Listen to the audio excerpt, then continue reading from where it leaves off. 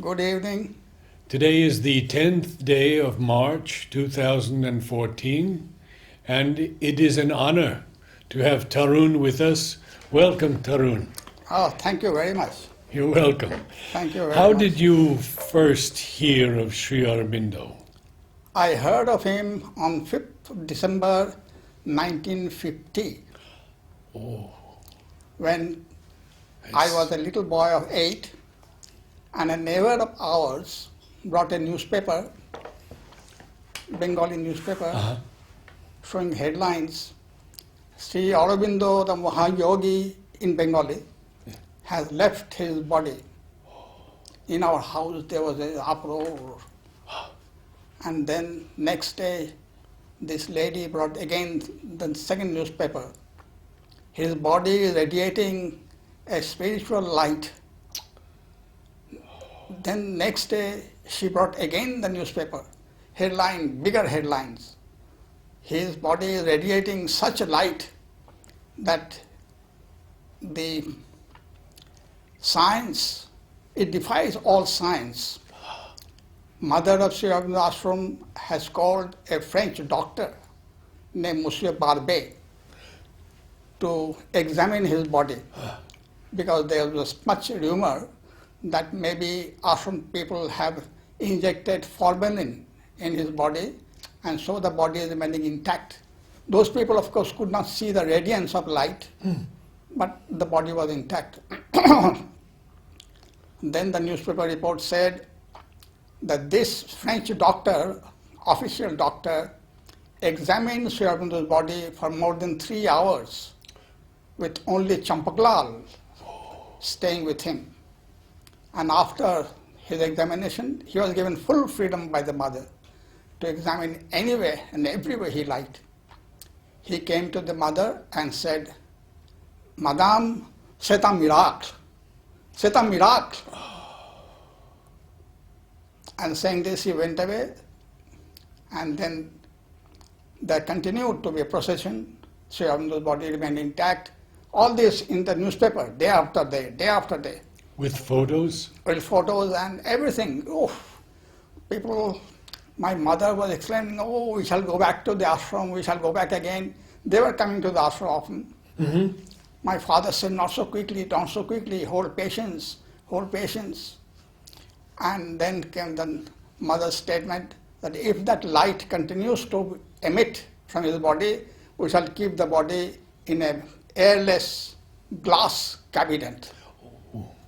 Unfortunately, on the 9th of morning, newspaper said, it is unfortunate that light has been withdrawn and the body will be laid to rest in a samadhi over the body of Sri Aurobindo in the same place. There was a gloom and dullness in the house. That's how my understanding of Sri Aurobindo came to end. Were your parents both devoted to Sri Aurobindo? Oh, very much. Very much. They were visiting ashram since 1947-48. My grandfather was here in 1925. He looked after the mother. Mother was seriously ill. There's another chapter altogether. Mother was seriously ill, so he was called from his place. How it happened, what happened, that I'll tell you some other time if it is, you think is relevant. We would like it very much. But Yes. we have time today also, if you like to talk. I will not be able to talk much. Okay, It will be all right. some other day if you like. Certainly, yes. Now, when did you first come to the ashram? On 25th December 1953. It has been, to put it allegorically, a romantic journey, a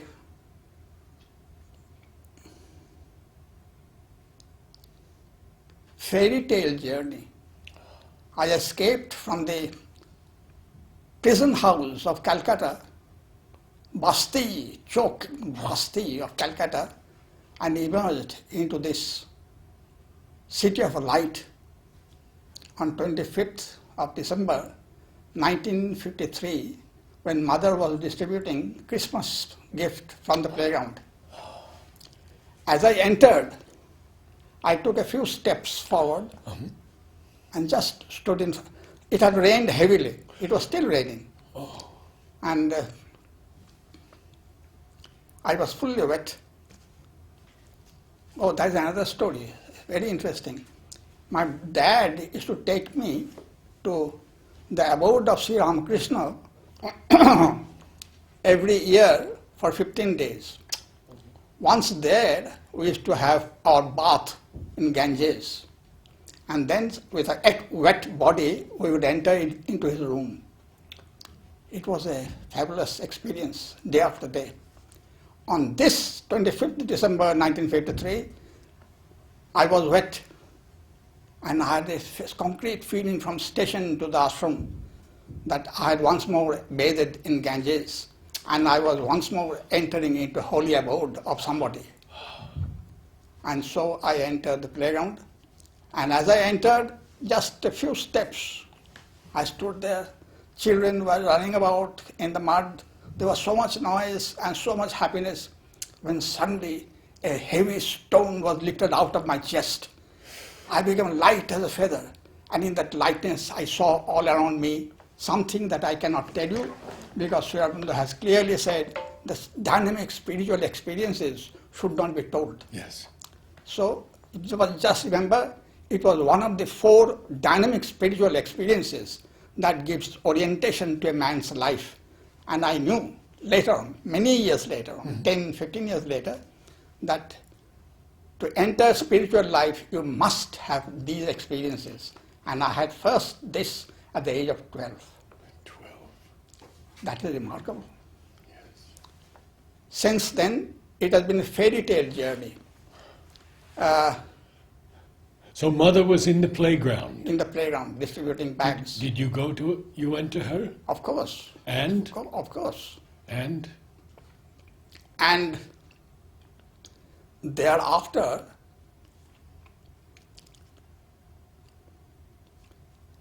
okay, I'll give it some description, some detail.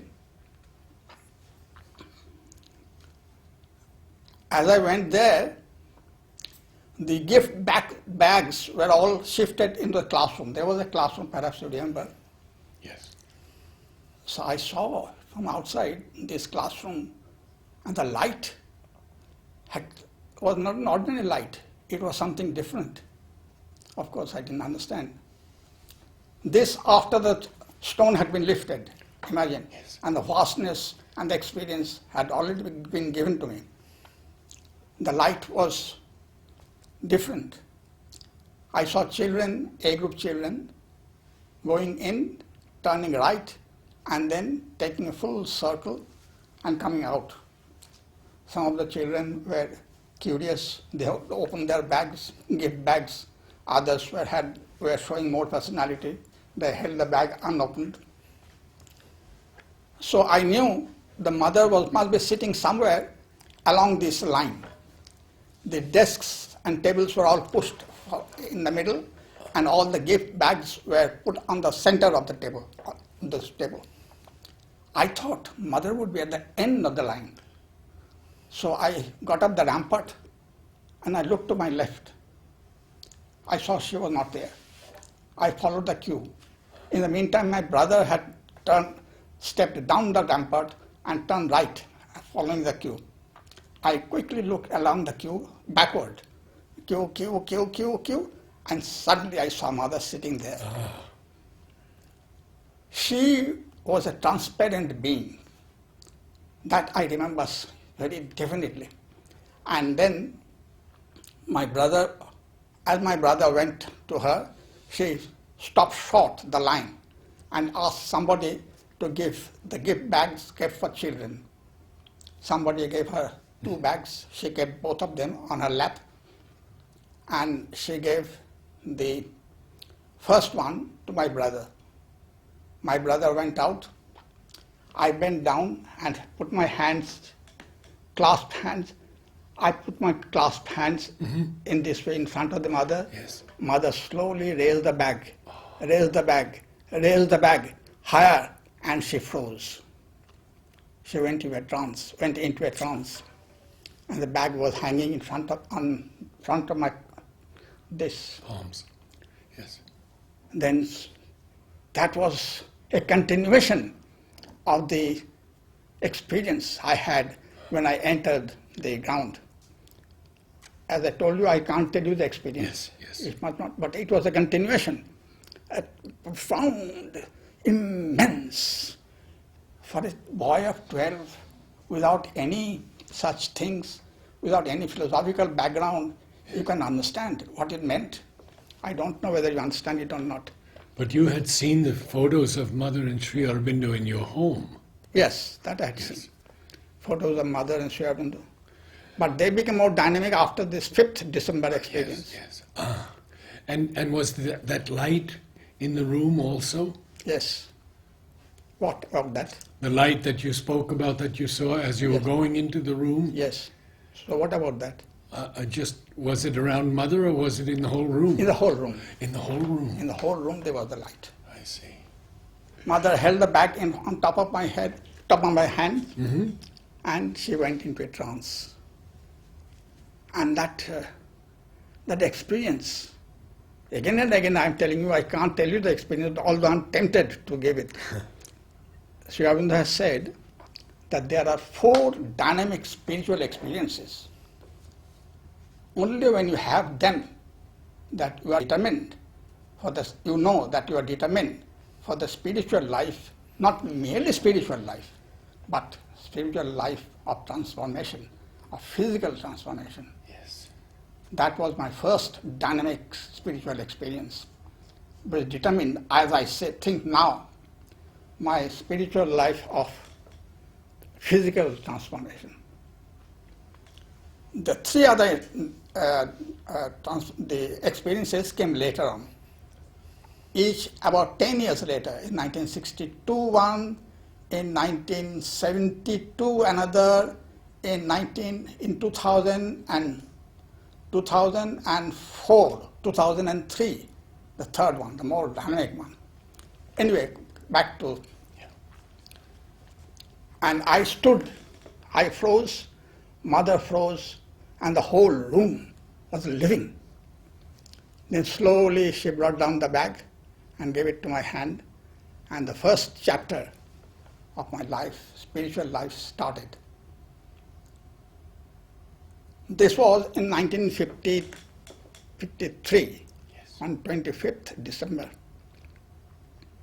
Thereafter many things have followed. The main thing with me is the process of transformation. About 30 or 40 years ago, my idea of transformation was completely different from what it is now. At that time, I used to think that transformation will take place suddenly after about a century or 2. I don't think so that now. Transformation as I see it, as I know it from experience, is a progressive process. Is a progressive process. Mother said on 25th September 1957, Je veux vous donner la transformation. Do you all understand French? I don't. You don't? Okay. In English. I want to give you all a transformation in the light. 1957, 25th September. 1958, 16 May, June, August, April. 16 April, she reiterates the same point. I want to give you a birth into new light. This came to me. Mind you, she said is 1957, 1958. I had it first in 1953 on 25th December. And this continues. This, in spiritual event, I don't know whether you have thought over it. It is not a linear process. It is not that. It is not even a global process. I'll give an example, you will understand what is the meaning of this spiritual expansion of life. There was a gentleman here in ashram, you may remember him, his name was Rishabh Chand. Do you know him? Yes. You remember him? I remember his brother more, but I remember him also. I worked with Rishabh Chand a lot. Now, when Rishabh Chand came here in ashram in 1929, he was 29 years old. He was born in 1900. As soon as mother saw him, mother knew that she had seen him in her dream in Paris when she was a girl of 12 or 13 and she used to go up. You remember that image? Yes. And this Rishabh Chand used to come and touch her robe and he used to feel solaced. People have not grasped this point. They say, how is it that mother saw in 1890, let us hope, let us put it roughly. Yes. Rishabh Chand was born in 1900, 10 years after that. And he came to here in 1929, 1929, I think. Yes. And then mother saw, this is the thing I was talking to you about. In spiritual life, it is not this first and this second. They happen, one early, one late, one mixed up with others.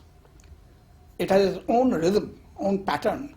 This is the thing that very few people seem to understand. It is not a linear method.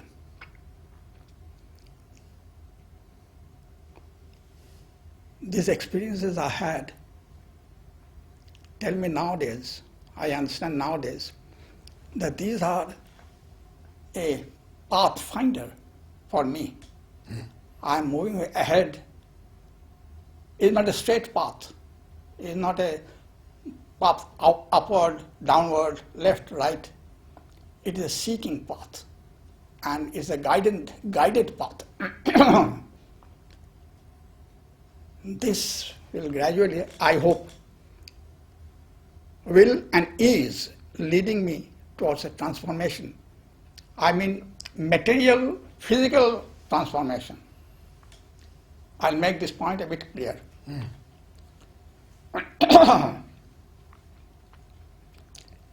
On 14th March 1970, mother spoke in detail with Shotprem. I could tell you in French, but he doesn't know this gentleman French, so I'll tell you in English. Yes. She said that yesterday or the day before, I had the most dynamic experience of physical, material transformation. She pinched her skin of the hand. That Shotprem is saying. We can't hear that. It's recorded. You can hear it. Yes. And this physical transformation is now a reality. Shotprem asks her, then why can't we see it? Mother said that this you can see only after a century or two, because it has to be realized in a mass, in a huge group. Only then it will become visible to everybody. This will take time. Now, I was telling you that I believe in transformation, and I believe in this material, physical transformation. It is based on this, that although mother says it will take few centuries, in my opinion, in my idea, it is not that after 2 centuries suddenly the body will change. No, it is a moving process, it's a growing process, it's a growing transformation of the body, which is not visible to common man, but it is visible to some of the ashram people. I need not mention to you the names of the people and what they say, but there's a definite record. I've heard it from them directly, that they have seen the body of some people transformed. Material body. transformed. And then the body, this transformed body gradually comes back to a normal body. There has been such an incident that when the grace descends into these people, in the ashram I'm talking of, there must be some people in Auroville also. I think there must be. People outside have shaded their eyes to see these people. Even the maid servants have squinted their eyes like this to see what is happening. It is so palpable physically. And then gradually it goes out, out, out, out, what Sri Aurobindo calls for the period of assimilation. It goes out, out, out, and the body apparently seems dead, normal, ordinary. It is not that. It is a period of assimilation. And this, those who have experienced can see that this light is working in their body. Naturally, more and more dull, they cannot see. Mother has said somewhere that girls and women are more intuitive than men. And it is my experience that there are several women who have observed this phenomenon in some of these sadhaks, though men haven't. You know, I'll give you a funny experience of mine. There is no objection to this experience being told. In those days, on the darshan day, ashram would be locked at 10 o'clock. Our meditation would start at 10. I was preparing myself. I was coming out. It was about, say, 15 to 10 or so. As I was coming out, there was a porcelain, I think porcelain flower vase or porcelain pot which was kept by the side on a fridge, and inadvertently I hit it. It fell on the ground, it broke. I felt extremely hurt, extremely upset. You don't measure these pots, these flower vases by their material values, by the money they cost. But a good, beautiful thing is terrible to lose. I was very much upset. Quickly I brought the dustpan and I shifted and I got ready because time was running out, so I hurried. As I was going out and turned the corner, from the other footpath, a dog was scolding me. How? I suddenly became aware. What is this? This dog is clearly scolding me that how can you go in such wretched condition to the ashram for meditation? I withdrew myself. I became quiet. And as I was just going in, the bell rang and I just sneaked into the room, into the ashram. Yes. And I sat down there itself. And there I had one of the final dynamic experiences. I will only give you the names. I'd cross the higher mind. I'd enter the illumined mind. And in the border of intuitive and illumined mind, I stayed during that meditation. I will not describe this experience. It's fine. You have to find out for yourself by reading Sri Aurobindo Mother. I should not give you. Bell rang. I came out. I was in another state completely. And all the break of the flower vase, the barking of the dogs, everything vanished. I was walking slowly back to my room. When I came to the same spot where the dog had scolded me, I felt a cold touch on my ankle. I looked down and I saw the same dog sniffing me by touching his nostrils onto my ankle. Dogs recognize their people by their smell. This experience I have often. My smell of the body had changed so much, the dog could not recognize me. It had to renew its my existence by sniffing anew my body. All this I tell to tell you that if a simple experience like crossing the higher mind and reaching the illumined mind can change the very substance, very smell of the body, why can't it transform? When you cross over to illumined, intuitive, higher mind, then illumined mind, the intuitive mind, the over mind, and when the supermind descends, my goodness, what overwhelming transformation will take place in the physical body itself. A small hint I got with the dog sniffing, same dog, mind you, sniffing at my ankle. This process of transformation, I used to think when I was young, not very young, 40 years, 50 years ago, when I was already 30, 40 years old. I used to think that we would progress inwardly, and then suddenly there would be a change. I don't believe that in that now anymore. Inwardly we will progress, but that will be clear to us, perceptible to us.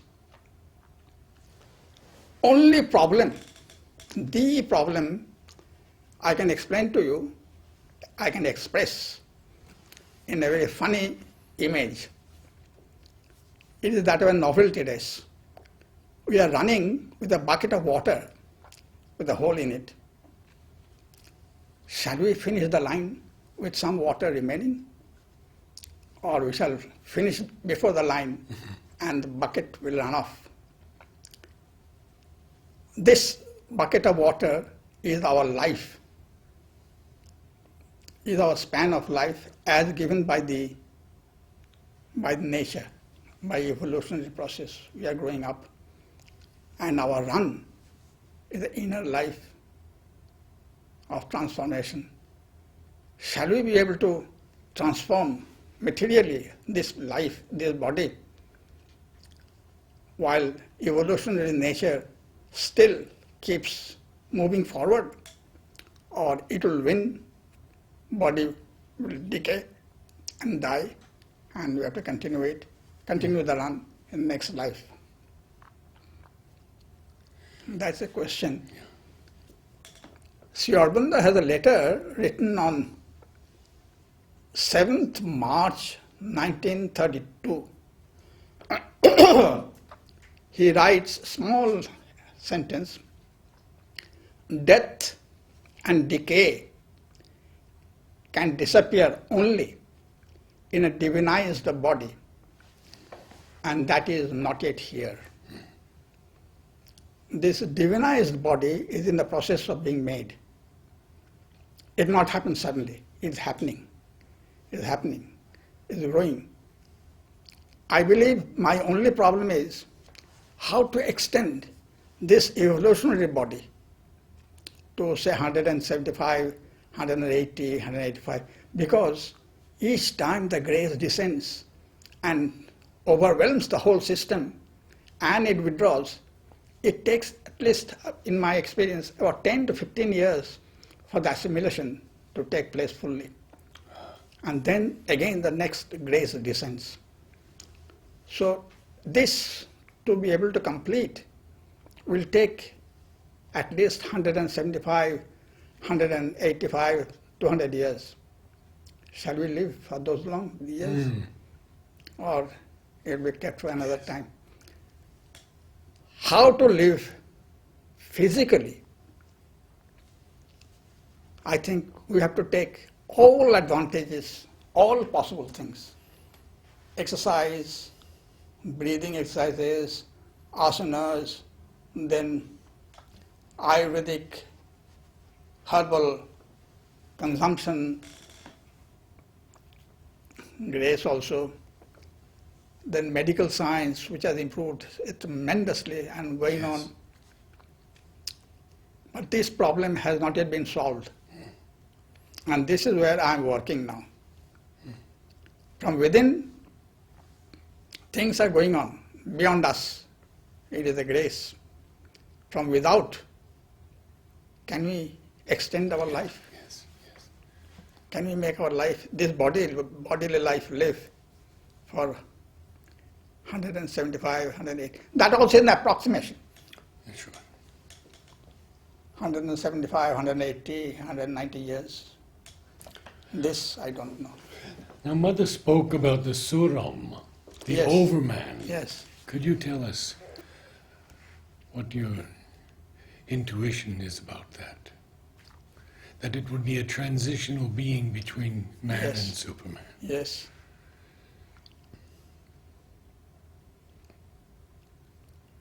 Yes. Sri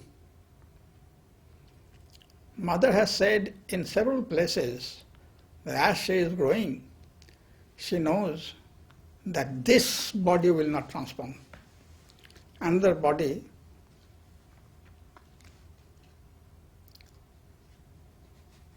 in 1969, the Sri reality descended. You must be knowing. On the 1st of January, I knew this.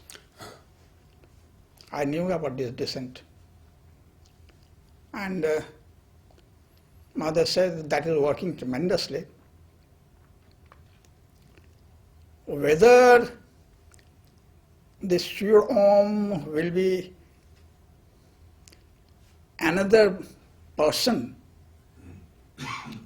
or it will be superimposed on this body is a question Mother has not yet fully answered.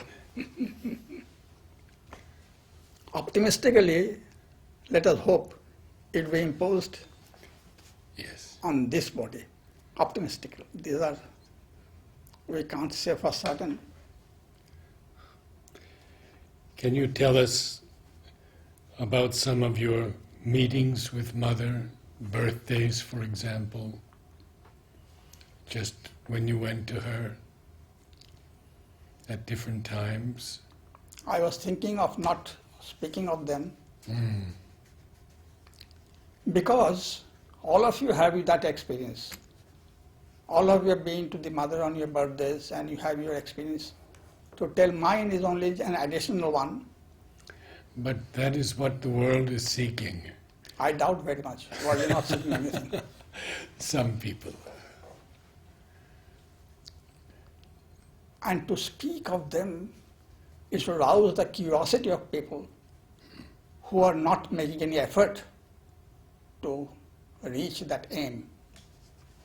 It is like a propaganda. That spoils everything.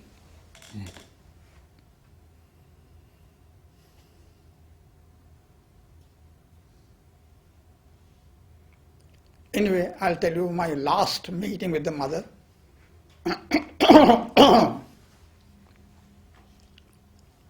Because of some incident in upstairs room, Mother had said strictly to all those who were looking after her that before a person comes, she or he, Kumud or Kumuda or Chamkalal or somebody has to tell Mother who is coming. And then, so Kumud had come to Champaklal's studio and had told me, Tarun, you wait. Let everyone go over, then I'll call you. You go and sit in front of the Mother for as long as you like. So I waited. The funniest part of it is I was having a talk with the Mother while standing in the studio. Kumud, as usual, according to prescribed law, went to the Mother and said in French, "The Mother, Tarun is coming."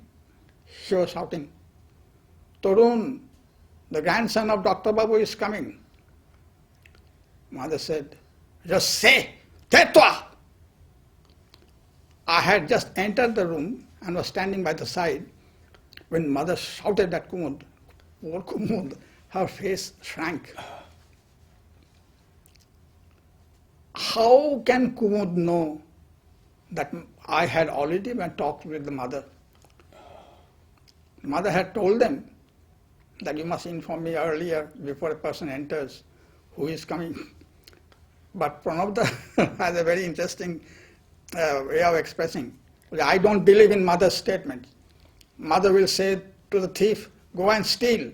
And at the same time, she will tell the policeman, be careful.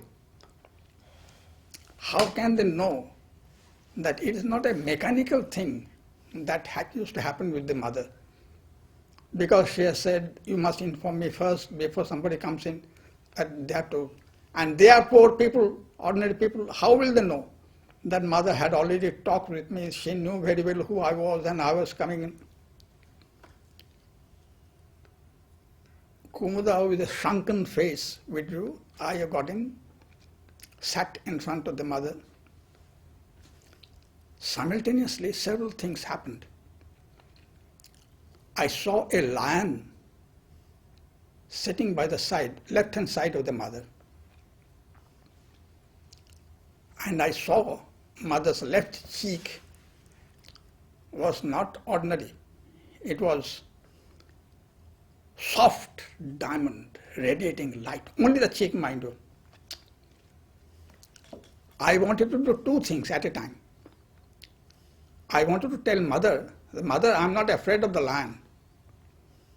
And then at the same time, I want to extend my hand to touch her left cheek to see what was it like.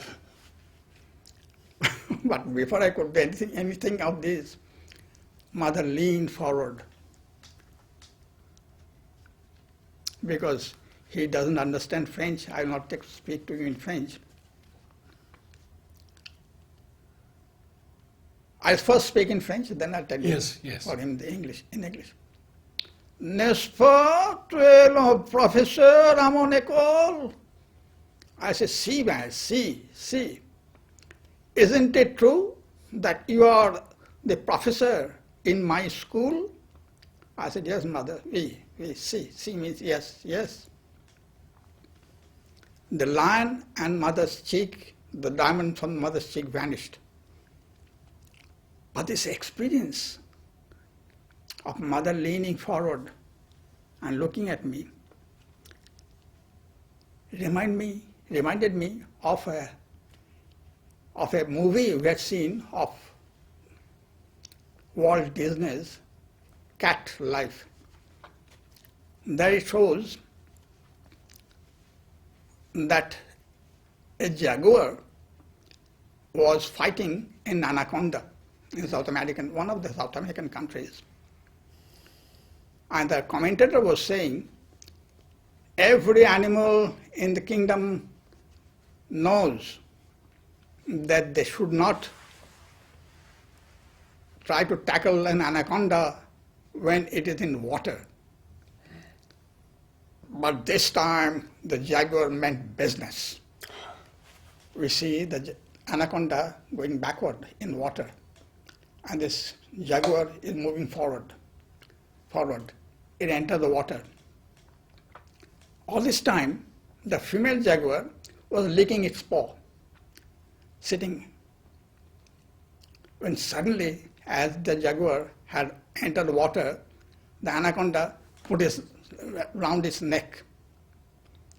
And then the female, these are trick photography. I think the female was in some other place. But anyway, what we saw, as soon as the anaconda went round the male jaguar's neck, it stopped licking the female and looked sharply and got up. When mother came forward to me, I had the same impression. It was the female jaguar that was coming in to join in the fray of the battle, because I was losing the battle. Oh, that experience, my goodness. She knew I would be in trouble. She just ratified, verified whether I was in her school or not.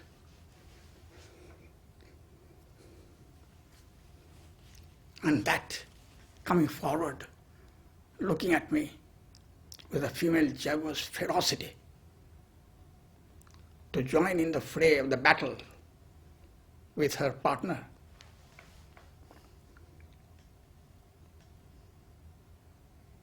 I knew I was protected. So that's how it's going on. Could you translate what Mother said to Kumud in English? Because you said it in French, but not in English. Which one? What Mother said to Kumud when she was telling that I you... think I told you in English, no? No, only French. No, he said tais-toi. Yes. That is obvious, I think. We understand. Stop it! Silence! Or get out! Or some such thing. Okay. And she said viciously, tais-toi! Poor Kumud was confounded.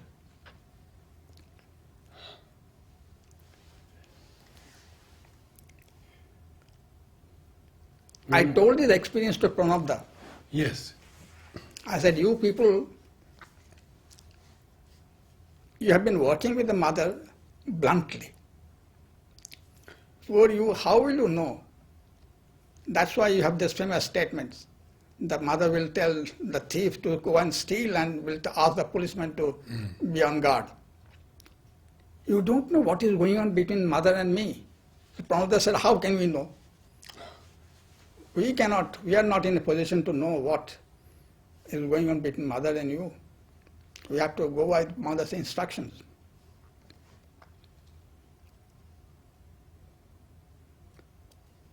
This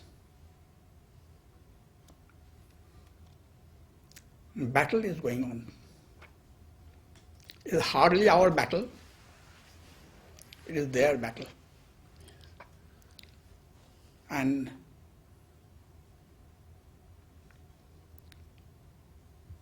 we will see who wins. You know, as we go ahead, other than our five senses start working. I'll give an example. Nirodbaran, in the last 6 months of his life, he lived for 102 years. In the last 6 months of his life, he was in coma. About 6 months. During that time, Dr. Datta, in consultation with the trustees, had decided that somebody or other will always remain with Nirodbaran. So, on this occasion, the one I'm going to tell you, it was the duty of a girl. She was sitting in front, by the side of Nirodbaran and was reading a Savitri. Nirodbaran was in coma, eyes closed. She was reading Savitri, ended canto, whatever canto, came to the end of the canto. And then, before she could stop, Niruddha said,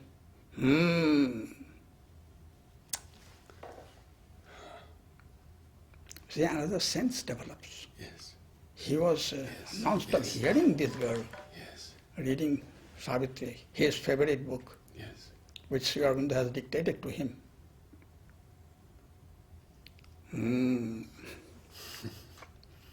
But for me, that is not enough. It is not enough that we should be 102, 103, 106, 7 years old and develop a few intuitive capacities. No. It should be physically, materially visible to people. Otherwise, what is this? Living for 102, 3, 4 years and looking as shrunken as the devil as before. I don't believe in that. I don't believe in that type of long life.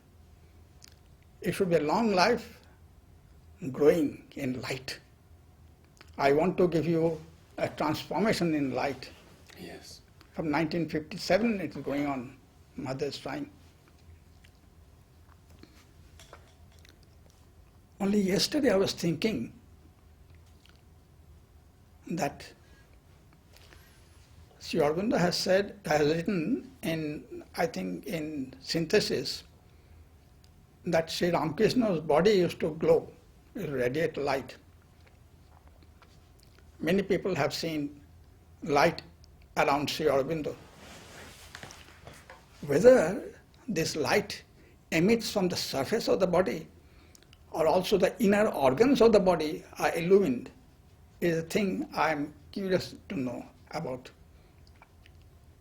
That is to say, the transformation will take place integrally, including not merely the skin, the surface of the body, but inside the body, all the organs. And are they also illumined? As people see the body radiating light.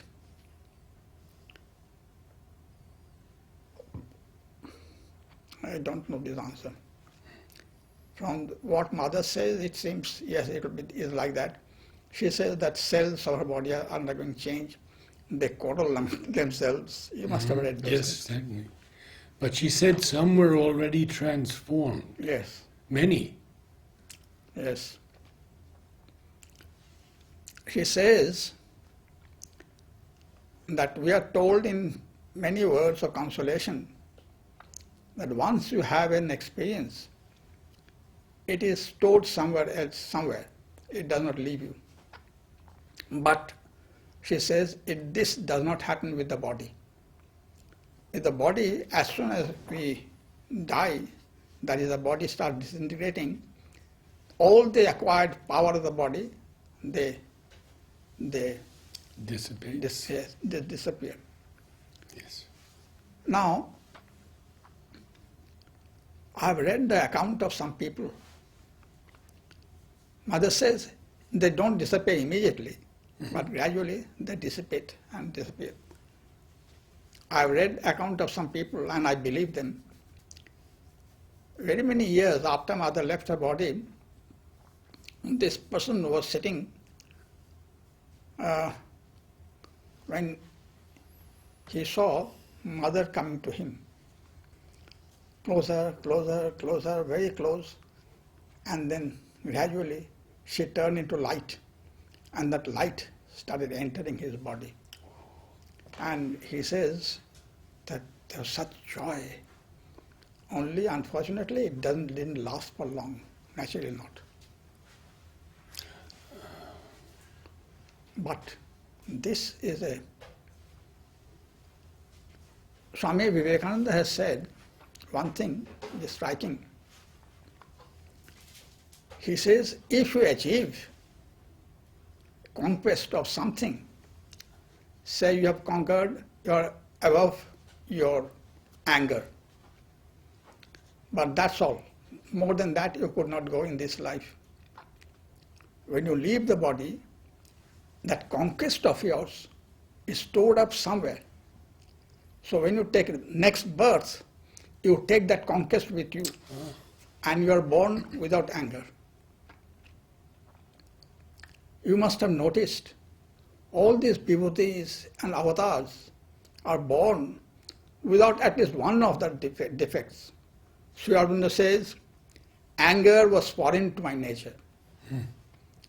Swami Vivekananda says, your letter suggests that I am jealous of your friend's achievement.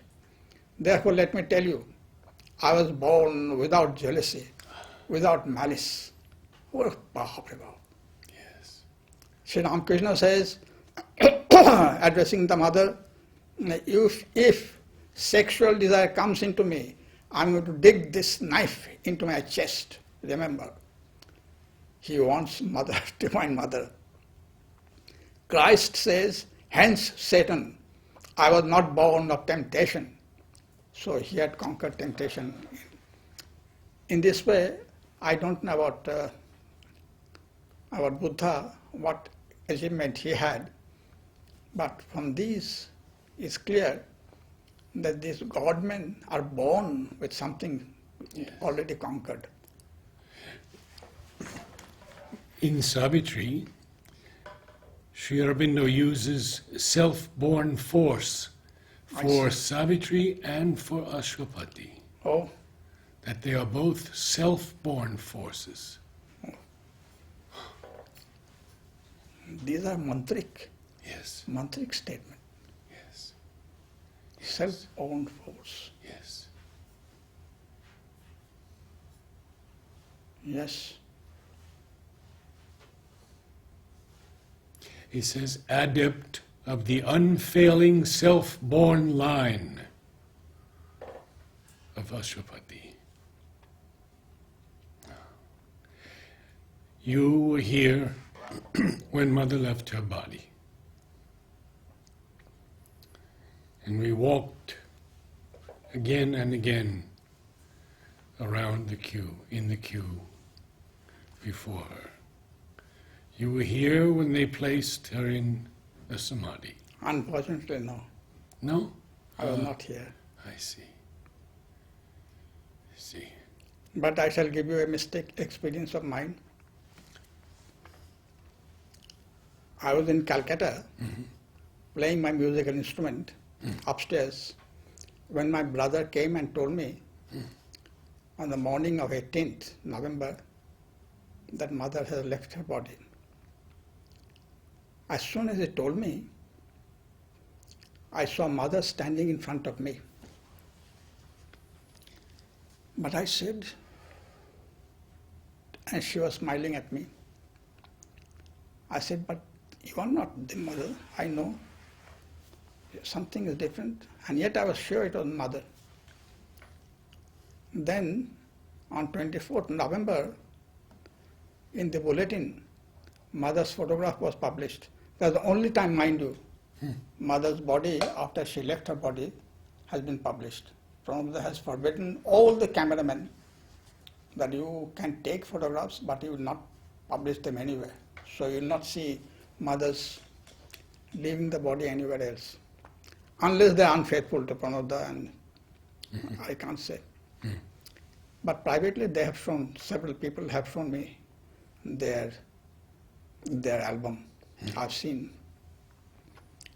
That mother was the mother that appeared to me in Calcutta. She was not taking food for several months, so her body had become thin.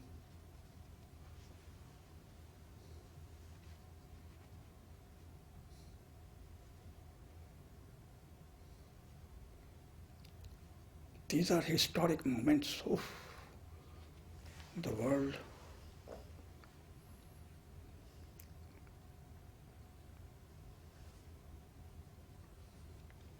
They are talking of imminent destruction of the world. They are saying, scientists, that we have come, men have brought the world to a point of no return. Already the weather change are an indication. The carbon dioxide accumulation in the air is an indication. World is running out of its resources. Can you say anything about the children? About the Children, the new children. What do you Yes. see? Yes. Mother had told to this Monsieur Tanmay that make as much selection as you like in the school, but you will not get more than 7% of elites. I have a batch of children this year. One batch is made up of 11, another batch made up of 8. I consider the first batch of 11, everyone to be elite. It is a new breed altogether. Everyone is an elite. I was given the list of the names. I was so shaken. One girl's name was Topamagna. Tapamagna is a word that Rabindranath Tagore has used in his famous poem in adulation of Sri Aurobindo and in describing Sri Aurobindo's state. And I have read almost the whole of Bengali literature, English literature, of course I was, past this Sanskrit literature, which is Bhagavad Gita. My reading of Upanishads, of course, is through Sri Aurobindo's translation. I have not come across this word, Tapamagna. Sri Aurobindo calls Tagore poet of dawn. He has conjured up this word, and the parents of this, I did not know whether it was a girl. I asked the teacher that who is this baby, a boy or a girl? She said it's a girl. She had given me the whole list of the students. The names are all surprising. I see. Harumi, a Japanese girl. Hana, Tapamagno, Raishiki,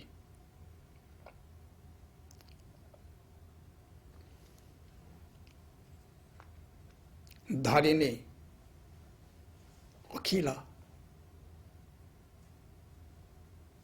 Surya Jyoti. As I was reading the list, something happened in me. Oh my goodness. All the 11 children are absolutely special. All of them are elites.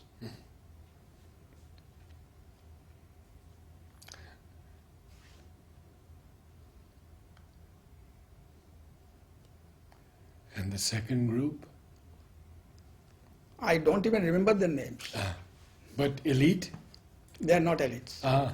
Interesting. So I asked this class teacher, who has selected these two batches, Yes. first and second? She said, I don't know, they are already selected from Dolafon. Some of them are selected from this kindergarten. Amaya, Prachi. Oh, what names.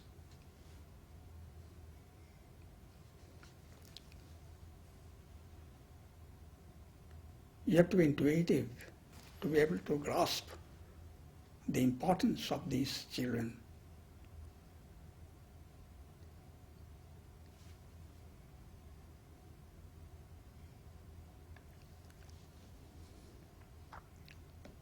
I think that's all for today.